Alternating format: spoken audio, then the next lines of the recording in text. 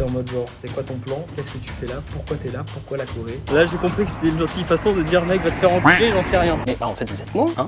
Non, ah non, je suis facteur. En fait c'était un ancien PDG pour Airbus. Demain, j'ai mon Alien Card. Alien Card, ça me permettra d'avoir mon compte bancaire. Donc ça va être très bien. Maintenant, la prochaine étape, qu'est-ce que c'est? Ça va être l'apprentissage du coréen et développer ma boîte. Parce que l'objectif de base, c'était ça quand même. Mais c'est pas une finalité, ça en fait. Ça, c'est un outil, c'est un moyen. C'est-à-dire que c'est marrant de quitter la France pour éviter un effondrement, mais si jamais on fait rien, quand on arrive ici, ça sert à rien. Ça sert pas à grand chose. Parce qu'on va très vite se retrouver en fait au même point. Donc, le but est, je travaille pour une situation. Donc là, vis-à-vis de ça, quels sont les plans? Où est-ce qu'on va? Déjà, bon, dans les trucs qui évoluent, dans les trucs que j'ai lancés, il y a ma boîte, il y a maintenant les vidéos YouTube, voilà. Tout le côté appartement, ça c'est réglé, c'est fini. Et je vais me concentrer à fond sur ma boîte. Il y a 10 000 trucs qui se passent et je dois réfléchir à tout et penser à tout. L'administratif, c'est réglé. L'appartement, c'est réglé. Et là, on part sur la boîte. Il faudra, le coréen aussi. Le coréen, très important, coréen. J'ai du mal à me mettre sérieusement sur le coréen. Je pense que je vais passer par quelqu'un pour apprendre le coréen, enfin pour avoir une structure. Apprendre le coréen, apprendre le chinois, on peut le faire gratos sur internet. J'en suis parfaitement conscient et je le prône haut et fort. J'ai appris mon métier, j'ai monté ma boîte, j'en suis arrivé là où j'en suis seulement avec internet et je sais que c'est pas exactement pareil pour le coréen. Le truc, c'est que j'ai énormément de mal à me focus. J'ai énormément de mal en fait, pour l'instant en tout cas, à trouver un cadre. C'est-à-dire qu'avant, je travaillais pour un client, donc je me levais à 8h, enfin je travaillais chez un client, donc je me levais à 8h, je me préparais, je partais, j'arrivais chez mon client à telle heure, je faisais le nombre d'heures que je devais faire et je repartais, un peu comme un salarié. Donc j'avais déjà une structure, j'avais un cadre, le truc était posé tout seul, c'est très bien. Là, je suis 100% en télétravail remote et je fais ce que je veux. C'est-à-dire que si jamais je veux me lever à midi, finir à 16h, je peux. Tant que le travail est fait, tant que les heures sont faites, il n'y a pas de souci là-dessus. Mais c'est à moi du coup de trouver une structure, de trouver un cadre. Ça c'est beaucoup plus dur que ce que j'imaginais. C'est vraiment perturbant de plus avoir le 10h, 19h imposé. Parce que si jamais par exemple je suis en journée, j'ai envie d'aller faire du sport à 16h, je peux aller à la muscu, je peux aller à l'escalade, je peux aller faire, je sais pas, du paddle, 16h, je rentre à 20h, je mange, machin, blablabla, 22h jusqu'à 2h du matin, je finis, c'est totalement faisable. Donc, tout ça pour dire, je finirai par prendre un coworking pour avoir des gens, pour avoir un cadre, c'est-à-dire que je sais que quand j'arrive là, c'est pas mon lieu de vie, c'est pas l'endroit où je regardais Jojo, c'est pas, voilà, mais c'est l'endroit où je travaille. Le matin, probablement des cours de coréen, des cours, parce que comme ça je sais que j'aurai un suivi, je sais que ça va me libérer en fait des tâches mentales, je pourrais me concentrer sur autre chose que est-ce que j'ai fait toutes mes heures de coréen aujourd'hui, est-ce que j'ai fait ci, est-ce que j'ai fait ça. Je sais que en fait je vais superviser en fait ma gestion mentale à d'autres gens, à ma prof du coup. 9h à 11h, après 11h de 11h30 jusqu'à 20h, travail. Après 20h, les amis, et je dois être là-bas demain à 9h parce que il y a ma prof. Je peux me permettre d'avoir une prof, il faut que je prenne une prof. Ça va m'aider en plus de juste apprendre le coréen, m'aidera aussi dans ma vie à côté personnellement. Donc c'est doublement bonus. Donc je vais prendre une prof. Bon c'est bon, je viens de sortir de l'application. C'est bon, je suis certifié. Je vais avoir ma carte. Bon, c'était un peu ghetto parce que je suis mis un peu les mains dans les chaussures et les pieds dans les poches. J'arrive, je m'assois et la meuf elle me dit vas-y sors tous les papiers. Du coup je lui file mon papier, elle regarde le papier, elle me regarde, elle me dit mais t'es un touriste en fait.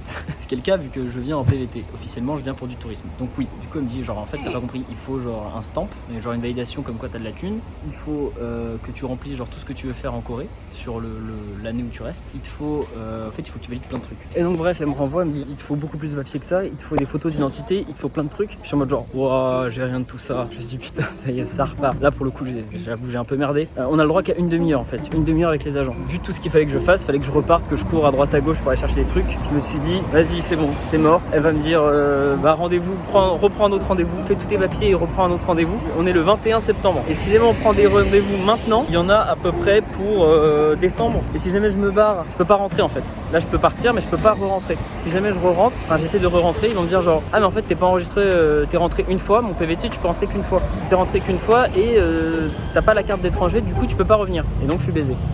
Donc bref, je me dis putain vas-y c'est bon. Elle va me dire genre c'est dead, reprends un truc, reviens en décembre.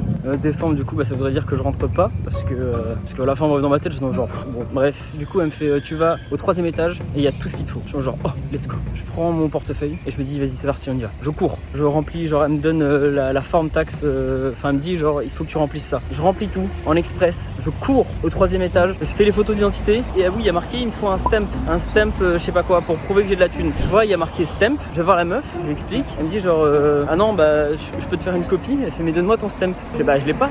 Elle me dit ah non bah si jamais c'est la première c'est pas possible. Je fais mais comment je fais parce qu'on m'en demande. Elle fait bah va voir l'information. Tout ça bien entendu, encore une fois, tout en coréen, sachant que je ne parle pas coréen. Galère. Bon je vais voir l'information, je lui explique, il me dit genre ah bah il y a un truc stamp juste à gauche, tu peux l'avoir. Je fais non mais je viens de l'avoir en fait. C'est elle qui m'a dit de venir te voir. Du coup, il va falloir arrêter de se refiler la patate chaude et il va falloir s'occuper de moi. Parce que moi, j'ai besoin de mon stamp pour avoir ma putain d'alien card et un putain de compte bancaire pour pouvoir acheter des crevettes vivantes sur Coupang. Donc, il me dit genre, ouais, bah, je sais pas vraiment, il faut demander à l'agent peut-être de sécurité. Là, j'ai compris que c'était une gentille façon de dire, mec, va te faire enculer, j'en sais rien. Donc, je retourne voir la meuf, je lui donne tous les trucs. Et je fais, ouais, le stamp, ça n'existe pas. Pour les foreigners, enfin, pour la première alien card, ça n'existe pas. Can you speak in English? Fuck you. Elle me dit en fait non mais c'est pas ça. Elle fait regarde je t'avais donné un petit papier. Je vois le petit papier en effet. Elle fait ça, montre-le à quelqu'un. Je fais ok. Elle fait et il faut une photocopie aussi de ton de comme quoi tu as bien un logement ici. Ok. Et là elle me regarde, elle fait pali. Je me dis genre ok pali ça veut dire vite. Je commence à courir dans les escaliers et tout.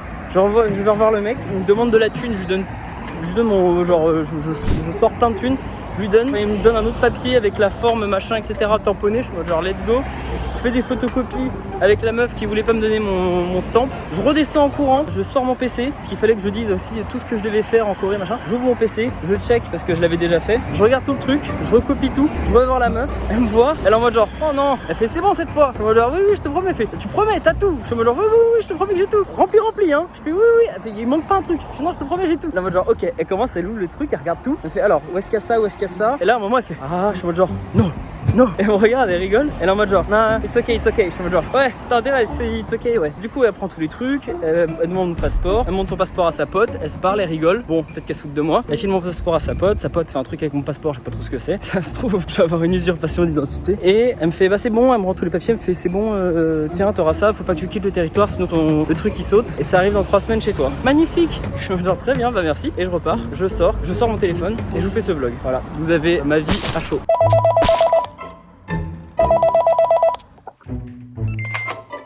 Oui, c'est pourquoi? C'est le facteur. Pour l'alien card. Mais je vous reconnais. Mais vous êtes Flav de Flavin coréen. Mais bah, en fait, vous êtes moi, hein? Non. Ah non. Non, je suis facteur. Pour l'alien card. Ah bah non. Ouais, non, c'est vrai. Ouais, non, j'avais pas vu le post-it, pardon. Ah, oui, tenez. Oh, ah bah merci. Ah bah oui, c'est mon alien card. Ouais, merci.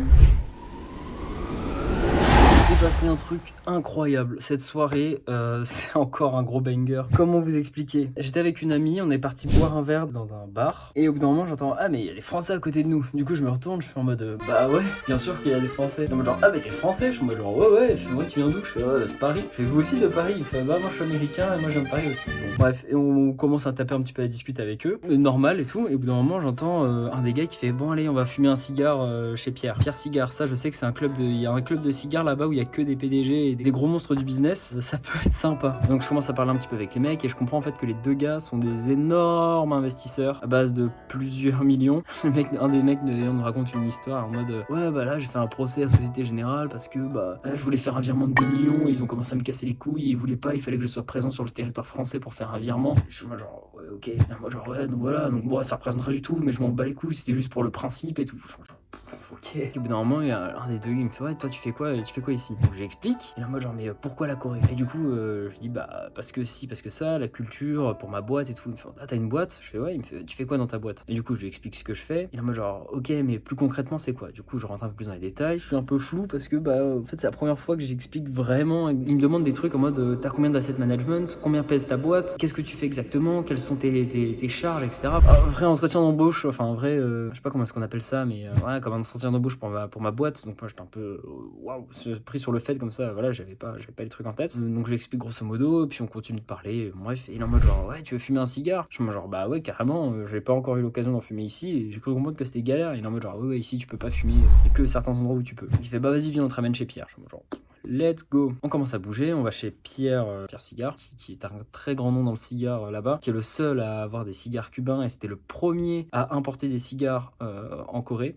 Malheureusement, Pierre nous quittera 2 semaines plus tard. Pendant une soirée pluvieuse, il a eu un accident de moto et malheureusement, il passe à l'arme à gauche. Je le connaissais pas tant que ça, mais les gens que j'ai rencontrés, les gens qui le connaissaient, ont vraiment été très touchés par sa mort. Il y a vraiment eu un énorme deuil dans la communauté du cigare et dans la communauté des businessmen francophones à Séoul. Tous ceux qui le connaissaient ont vraiment été dévastés. Je l'ai rencontré quelques fois seulement, mais on sentait vraiment que c'était quelqu'un d'humble, quelqu'un avec de très bonnes valeurs. Il avait toujours des petites histoires à raconter. Enfin, c'est vraiment une énorme perte. C'est vraiment dommage ce qui s'est passé. Voilà, les gens essaient de passer à la suite, mais je sais que même maintenant, 6 mois plus tard, sa mémoire est toujours présente et les gens parlent toujours de lui. Et les gens ont toujours du mal à accepter ce qui s'est passé. Enfin, je sens que voilà, il y a un petit peu de peine environnante et qui ne part pas depuis son départ. J'ai vraiment l'impression que c'était quelqu'un d'assez exceptionnel et vraiment de très irremplaçable, si je puis dire. Donc tout mon courage et toute ma force aux familles et aux amis qui ont malheureusement dû subir cette perte. On arrive, monstrueux, que des gens en costard cravate. J'arrive comme ça là, j'arrive comme ça comme un clodo. On se pose à une table, les mecs achètent des bouteilles, je vais acheter des cigares pour ma pote et moi. On commence à parler avec les types, une masterclass sur 2 heures sur la Corée, sur l'investissement. On a fait la fermeture du truc, voilà, et puis un des 2 investisseurs là, en mode genre mais voilà, donc on parle et tout, mais c'est quoi ton pitch exactement, qu'est-ce que tu proposes, quelle est ta boîte?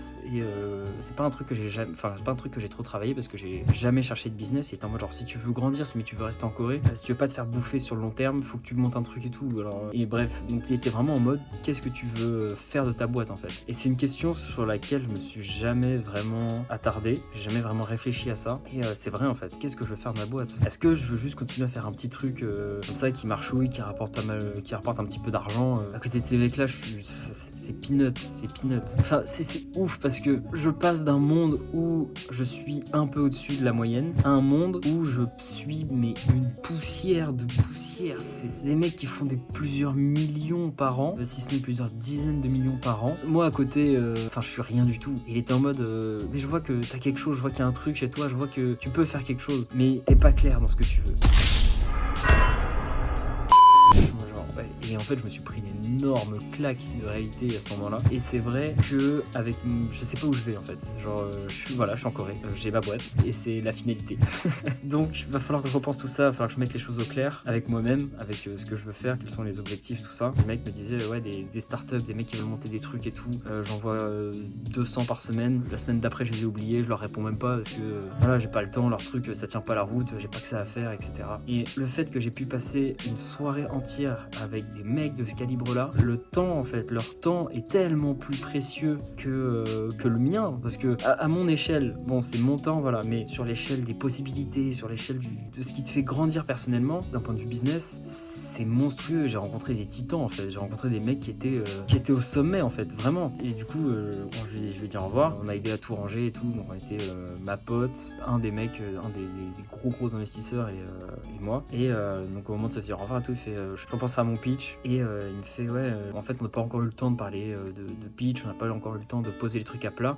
T'avais peut-être jamais fait cet exercice-là. Et je lui ai dit bah non en effet. Et il est en mode bah vas-y, on ira, si ça te dit, on ira se prendre un café ou on ira manger ensemble pour mettre les choses à plat et pour repartir de zéro et pour voir ce qu'on peut faire avec toi. Donc j'ai son numéro, j'ai son mail, je vais retourner au café, je vais retourner à la place où on était, pour retrouver ces titans-là en fait.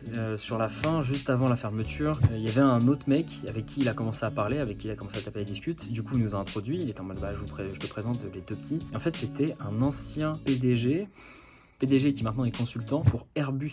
Est-ce que vous pouvez vous rendre compte de ce que c'est? Voilà. J'ai serré la main de ce type, on a parlé, il me fait oui, tu fais quoi? Du coup, je vais commencer à expliquer. Et là, j'ai vraiment compris en fait ce que me disait l'investisseur au début. Et donc, je commence à débiter mon truc comme un pitch où j'explique bah voilà, je fais ci, je fais ça et tout, j'ai développé tel truc, je suis dans tel type de création, je peux faire ci, je peux faire ça et tout.